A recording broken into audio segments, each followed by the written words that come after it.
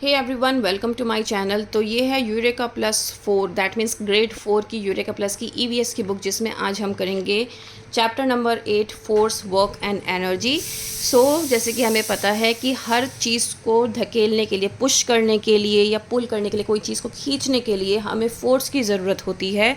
हर काम को करने के लिए एनर्जी की ज़रूरत होती है, और एनर्जी हमें कहाँ से मिलती है? खाने से मिलती है।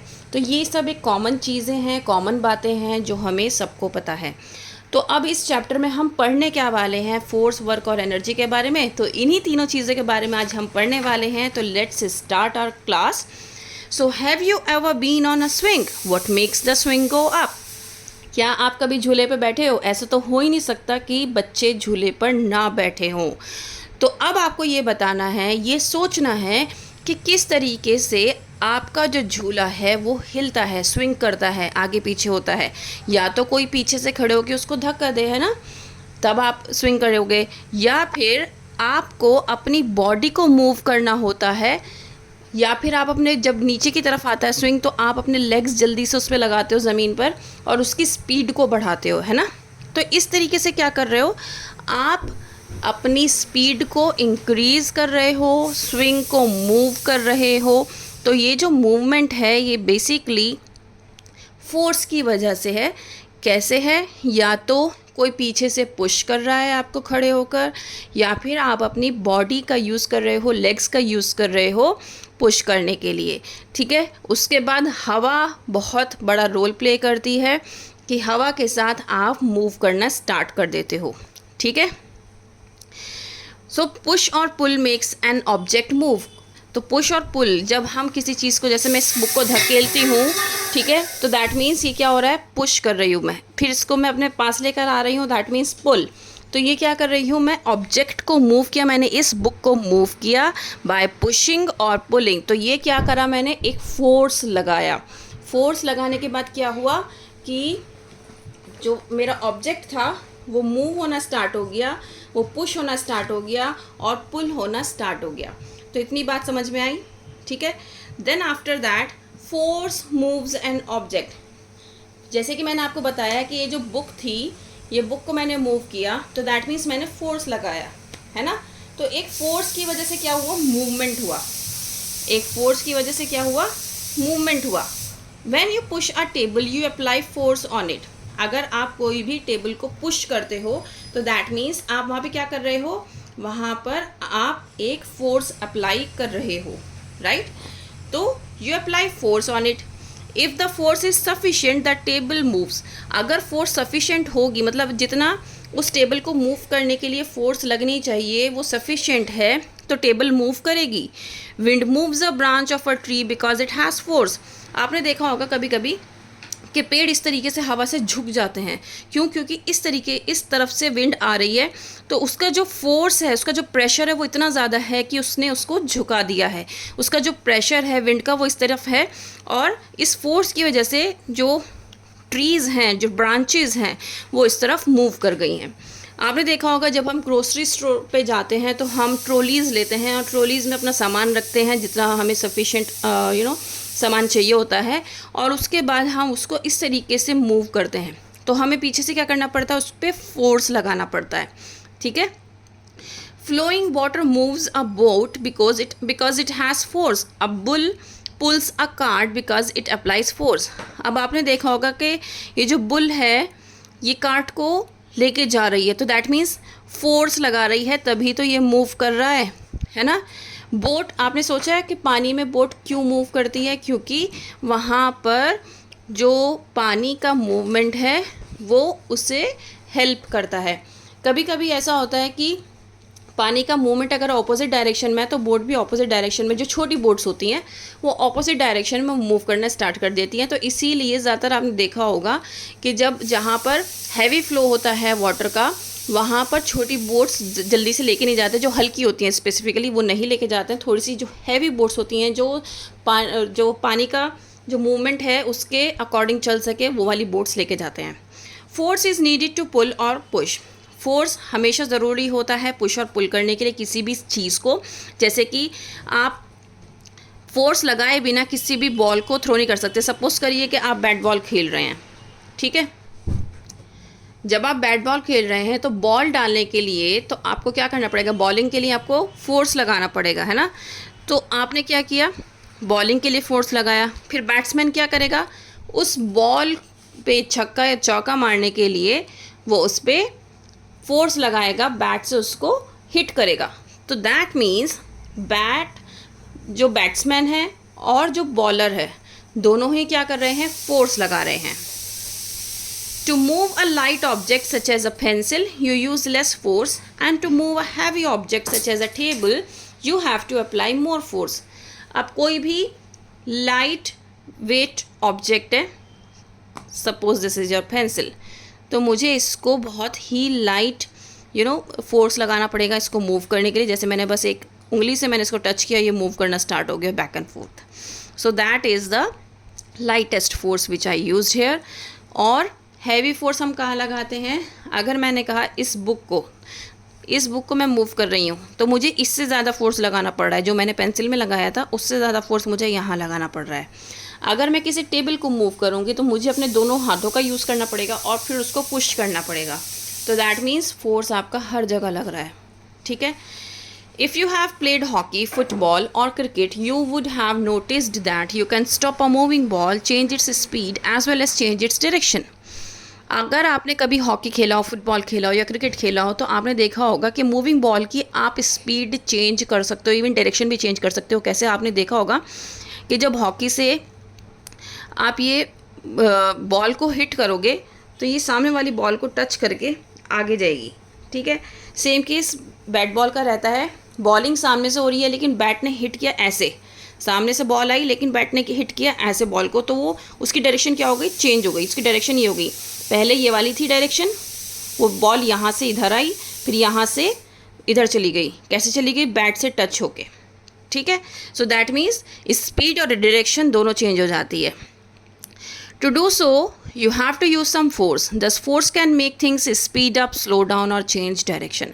तो हम ये बात कह सकते हैं कि फोर्स की वजह से किसी भी चीज़ का स्पीड स्लो डाउन भी हो सकता है, इंक्रीज़ भी हो सकता है और उसकी डायरेक्शन भी आराम से चेंज हो सकती है। Now types of forces. So there are different types of forces. Let us learn about some of them. Muscular force, what happens when you pedal your bicycle. क्या होता है जब आप बाइसिकल पे पेडल मारते हो, आपको ना मूव करने के लिए बहुत फोर्स अप्लाई करना पड़ता है स्टार्टिंग में जब हम साइकिल स्टार्ट करते हैं, लेकिन जब एक वो मूवमेंट में आ जाती है फिर आपको बहुत ज़्यादा फोर्स लगाने की ज़रूरत नहीं पड़ती, लेकिन एक फ़ोर्स ज़रूर लगता है। और हमारा जो फोर्स है वो फोर्स अप्लाइड बाय मसल, मतलब कौन सा फोर्स होता है, मस्कुलर फोर्स होता है। आपने इसीलिए सुना होगा cycling is the best exercise. क्यों कहा जाता है, क्योंकि इससे हमारी जो मसल्स हैं वो टोन्ड रहती हैं, क्योंकि हमें यहाँ पे मस्कुलर फोर्स का यूज़ करना पड़ता है और इससे जो हमारी कैलोरीज हैं वो भी बहुत ज़्यादा ब्रेक डाउन होती हैं। नाउ ग्रेविटेशनल फोर्स, आइंस्टीन ने कहा था कि भाई कोई भी चीज़ ऊपर से नीचे की तरफ ही गिरती है। कभी क्या आपने कोई चीज़ नीचे से ऊपर की तरफ गिरती हुई देखी है? नहीं ना। अब आप ज़मीन पे खड़े हो, ठीक है, आप बैठे हो बेड पर या फिर आप चेयर पे बैठे हो, ऐसा तो नहीं कि हवा में उड़ रहे हो। ऐसा क्यों? Just because of the gravitational force, gravitational pull. When we throw a ball up in the air it always falls to the ground. जब भी हम कोई बॉल ऊपर की तरफ फेंकते हैं, सपोज करो ये पेंसिल मैं ऊपर की तरफ फेंकूंगी तो ये वापस नीचे ही आएगी, राइट? क्यों? ग्रेविटेशनल पुल जो हमारे अर्थ के अंदर है, ठीक है। ऐसे ही कोई भी फ्रूट हमेशा ट्री से नीचे की तरफ ही गिरता है, सिर्फ इसलिए क्योंकि अर्थ क्या करती है, ग्रेविटेशनल फोर्स होने की वजह से हर चीज़ को अपनी तरफ अट्रैक्ट करती है, इसीलिए इसको ग्रेविटी कहा जाता है और इस फोर्स को ग्रेविटेशनल फोर्स कहा जाता है। अब बात कर लेते हैं हम मैग्नेटिक फोर्स की। Have you seen a magnet attracting iron object? बिल्कुल देखा होगा, और ये हम बचपन में बहुत करते हैं, है ना। कोई भी मैग्नेट का टुकड़ा मिल जाए उसके आसपास हम नेल्स रख देते हैं और फिर देखते हैं कि कैसे अट्रैक्ट कर रहा है सारे नेल्स को, राइट। तो जब ऐसे अट्रैक्ट करता है, आपने एक चीज़ नोटिस की होगी कि जैसे अगर ये आपका मैग्नेट है, तो मैग्नेट ने अगर एक नेल को अट्रैक्ट किया तो ये नेल, इस नेल में भी क्या हो जाता है, मैग्नेटिक फील्ड आ जाता है, जिसकी वजह से दूसरा नेल इसके साथ ऑटोमेटिकली अटैच्ड हो जाता है, और इस तरीके से जो पिन्स हैं वो अटैच्ड होते चले जाते हैं। ठीक है, क्योंकि मैग्नेट क्या कर रहा है, हर एक आयरन ऑब्जेक्ट को अपनी तरफ खींचता है।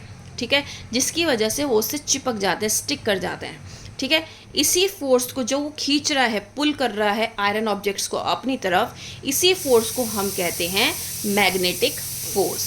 ठीक है, तो हमने अभी 3 फोर्स पढ़े हैं। पहला muscular force, second one is gravitational force and third one is magnetic force. Now let's talk about the frictional force. Frictional force कौन सा होता है? A bicycle has hands, breaks on both wheels. आपने देखा होगा जब भी हम स्कूटी चलाते हैं या साइकिल चलाते हैं, इवन आप कार चलाते हो ना, तो उसमें भी क्या होता है, ब्रेक होते हैं। क्यों होते हैं?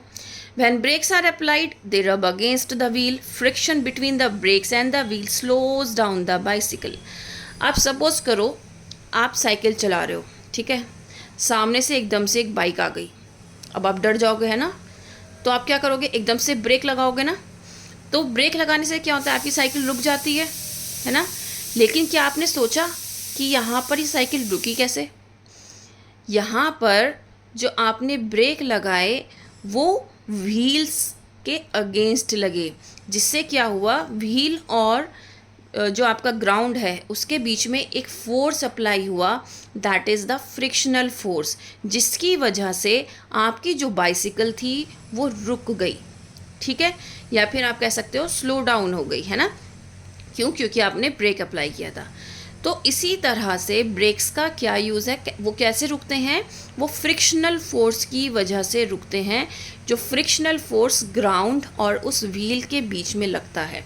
ठीक है, आपने एक बार आपने ब्रेक लगाया, लेकिन वो ब्रेक जैसे ही लगता है तो जो प्रेशर पड़ता है वो आपके व्हील पर, जो बाइसिकल का व्हील है, पहिया है, उसके ऊपर पड़ता है, और उसकी वजह से क्या होता है, वो ग्राउंड से उसका फ्रिक्शन बनता है, जिसकी वजह से उसकी जो स्पीड है वो स्लो डाउन हो जाती है। ठीक है, अब फ्रिक्शन क्या है, एक फोर्स है, क्योंकि हमने यहाँ पे पढ़ा फ्रिक्शनल फोर्स, तो फ्रिक्शन भी क्या हो गया, फोर्स होता है। अब ये फ्रिक्शन, अगर मैं कहूँ कि फ्रिक्शनल फोर्स क्या होता है, इसकी डेफिनेशन क्या है, तो आप ये कहोगे जब दो ऑब्जेक्ट आपस में रगड़ते हैं तो फ्रिक्शन अप्लाई होता है, वहाँ पर फ्रिक्शनल फोर्स लगता है। तो यहाँ पर अगर इस केस की बात करें बाइसिकल वाले की, तो यहाँ पर दो ऑब्जेक्ट कौन से हो गए, आपके दो सरफेसेस कौन से हो गए। मैं बार बार आपसे कह रही थी कि व्हील और आपके जो ग्राउंड है जहाँ पर साइकिल चल रही है, इस ग्राउंड पे, तो यहाँ पर आपका फ्रिक्शनल फोर्स अप्लाई हो रहा है, जिसकी वजह से ये साइकिल रुक गई। ठीक है, A rolling ball gradually comes to rest because of the force of friction between the ground and the ball. अगर आपने देखा हो, आप फुटबॉल खेल रहे हैं सपोज करिए, तो जब आप बहुत ज़ोर से बॉल मारते हैं और उस दूर तक, उस स्पीड से आप भाग नहीं पाते, या उस टाइम तक आप बॉल तक पहुंच नहीं पाते, वो मूव करती है, एक टाइम के बाद रुक जाती है, तो दैट मीन्स वहाँ पे फ्रिक्शन किस में लगा, बॉल के और ग्राउंड के बीच में। ठीक है, now when is work done, work done किसे कहते हैं? देखो ये ना छोटी छोटी डेफिनेशंस हैं जो आपको याद रखनी है। हमने 4 तरीके के फोर्स पढ़े हैं, मस्कुलर फोर्स, ग्रेविटेशनल फोर्स, फिर उसके बाद हमने पढ़ा मैग्नेटिक फोर्स, और ये है हमारा फ्रिक्शनल फोर्स जो हमने पढ़ा। उसके बाद फोर्स क्या होता है, फ्रिक्शन क्या होता है, वर्क डन क्या होता है। वर्क डन का मतलब होता है जब कोई मूवमेंट हो रहा है किसी भी ऑब्जेक्ट का एक डिस्टेंस तक, एक फोर्स लगाने के बाद, तो वो क्या कहलाया जाएगा, काम कहलाया जाएगा। हम कहते हैं ना आज हमने बहुत सारा काम किया, हम थक गए। क्या काम किया आपने? आपने झाड़ू पोछा लगाया, आपने बर्तन किया, आपने घर की सफाई की, आपने खाना बनाया, so that is your work. ठीक है, अगर आप कोई एक पेंसिल भी मूव करते हो तो वो भी एक वर्क है। आप एक चादर भी सही करते हो, अपनी चादर तह करके रखते हो, दैट इज़ ऑल्सो वर्क। ठीक है, वर्क का मतलब होता है कि कितना फोर्स आपने किसी काम को करने में लगाया। ठीक है, अगर आप कोई काम नहीं कर पा रहे हैं, दैट मीन्स आपने वर्क नहीं किया है। अगर मैं आपको समझा पा रही हूँ तो दैट मीन्स मेरे अंदर एनर्जी है, मुझे एनर्जी की ज़रूरत पड़ रही है, तभी मैं बोल पा रही हूँ। अगर मैंने सुबह का ब्रेकफास्ट नहीं किया होता तो मेरे अंदर एनर्जी नहीं होती, और अगर मैंने ये ठाना नहीं होता कि मुझे बच्चों के लिए वीडियो बनानी है तो मैं नहीं बनाती, तो दैट मीन्स मैं वर्क नहीं करती, है ना। तो इस तरीके से आपको अपने वर्क को समझना है। जब हम कोई भी काम करते हैं तो एनर्जी यूज़ होती है।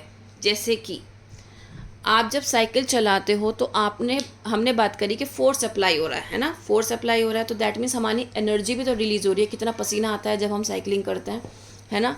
और मैंने एक बात और बताई थी आपको कि यहाँ पर हमारी जो कैलोरीज़ हैं वो डिक्रीज़ हो रही हैं, है ना, वो बर्न हो रही हैं।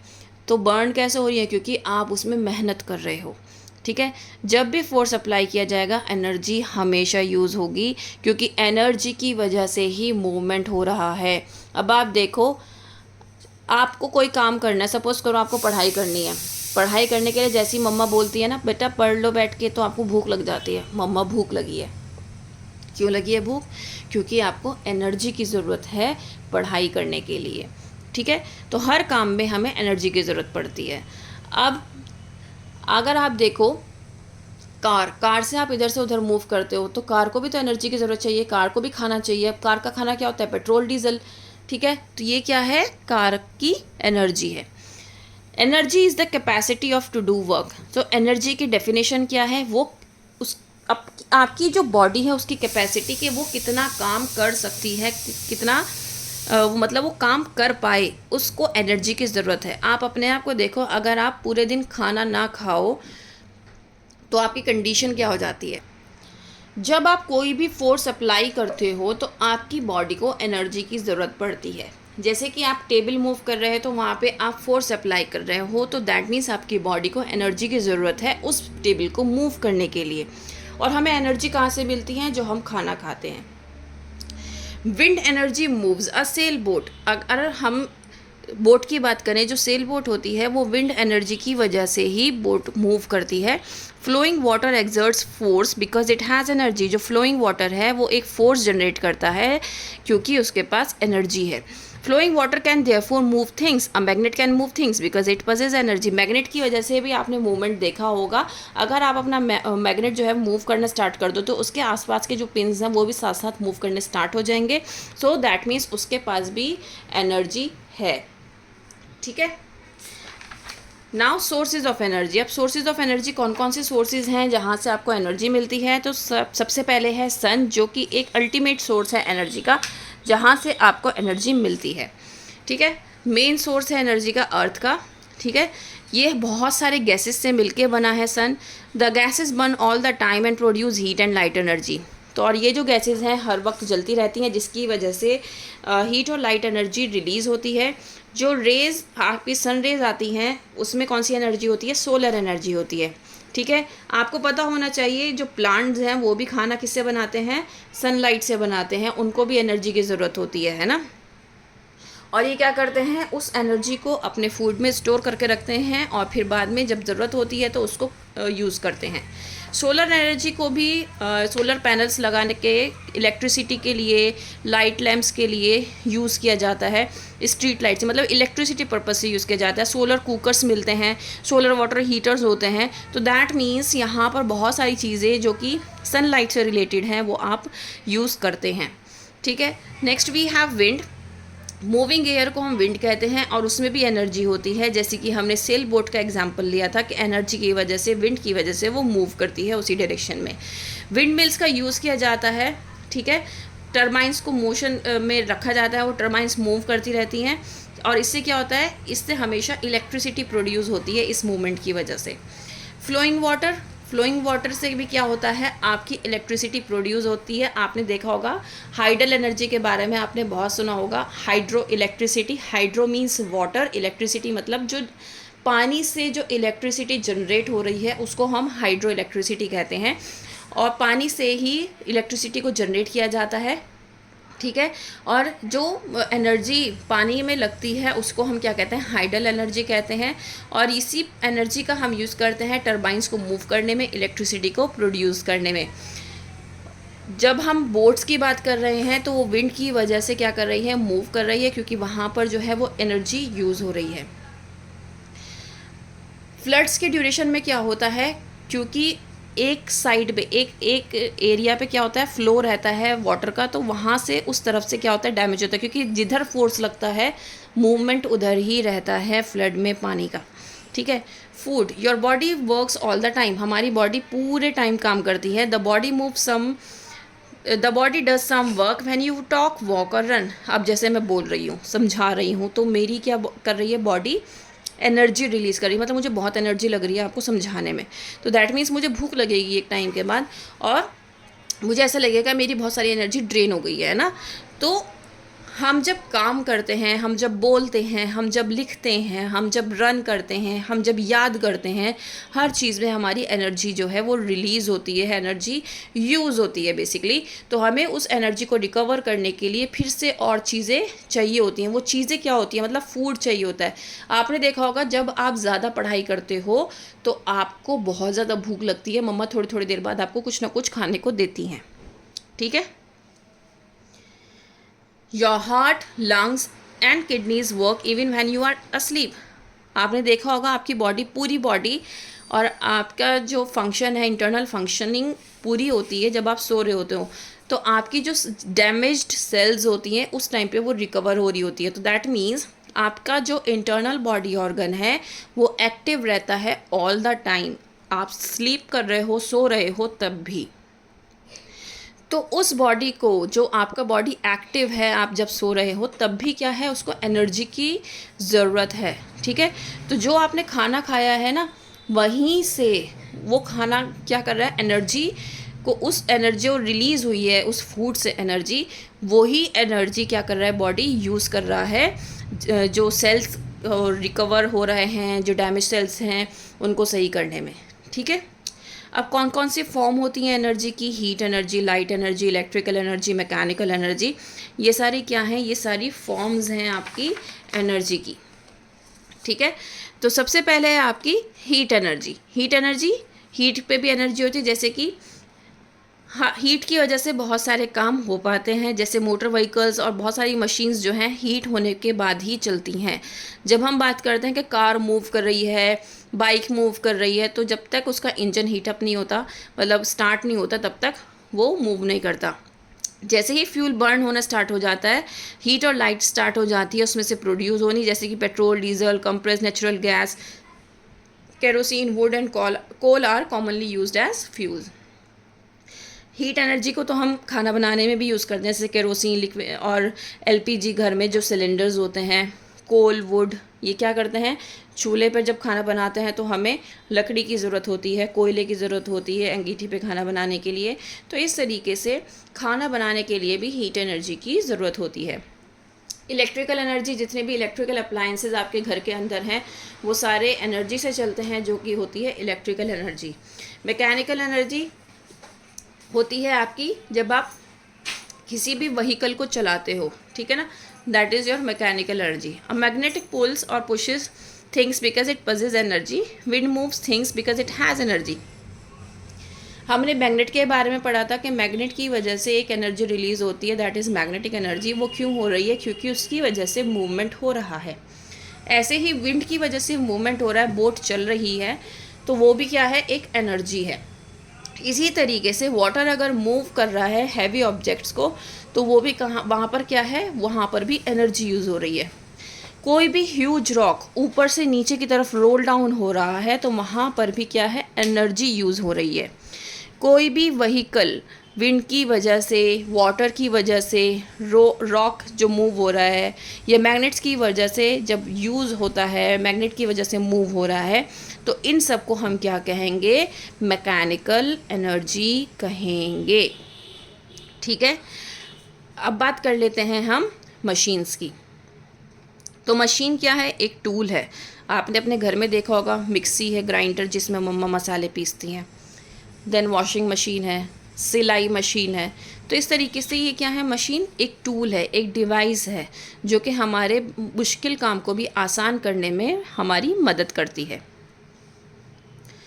कॉम्प्लेक्स मशीन, बहुत सारी तरीके की मशीन होती है, जैसे कि बाइसिकल जो है, कार, ये सब क्या है आपकी कॉम्प्लेक्स मशीन है। ये हमें एक जगह से दूसरी जगह मूव करने में हेल्प करती हैं, ठीक है। स्विंग मशीन होती है जिसमें हम कपड़े सीते हैं। तो ये क्या है, ये सब आपकी कॉम्प्लेक्स मशीन है। कॉम्प्लेक्स का मतलब होता है जो बहुत सारे पार्ट से मिलके बनी है। सिंपल मशीन का मतलब जो एक दो पार्ट से मिलके बनी है, जैसे आपकी सीज़र, नीडल, हैमर। ये क्या है, सिंपल मशीन। जो छोटी छोटी चीज़ें हैं वो सारी सिंपल मशीन है, जो कि बहुत सारी चीज़ों से ना मिलके बनी हो बल्कि सिंगल चीज़ों से मिलके बनी हो। तो इस तरीके से हमने इस चैप्टर में बहुत सारी चीज़ें कवर की हैं। उम्मीद करती हूँ कि ये आपको समझ में आया होगा। If yes, please like, share and subscribe. That's all. Thank you.